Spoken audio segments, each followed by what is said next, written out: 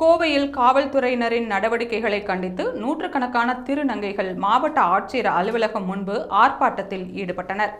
காவல்துறையினர் தங்களை தரக்குறைவாக நடத்துவதாகவும், விசாரணை நடத்தாமல் நேரடியாக வழக்கு பதிவு செய்கிறார்கள் எனவும் அவர்கள் புகார் தெரிவித்தனர். இதுகுறித்து திருநங்கைகள் கூறுகையில், கோவை மாவட்ட காவல்துறை அதிகாரிகள் தங்களை அசிங்கப்படுத்தும் வகையில் பேசுகிறார்கள். எந்த ஒரு விசாரணையும் மேற்கொள்ளாமல் வழக்கு பதிவு செய்கின்றனர். தங்களுக்கு எதிராக புகார் வந்தாலே விசாரணை இல்லாமல் குற்றவாளியாக மாற்றுகின்றனர்.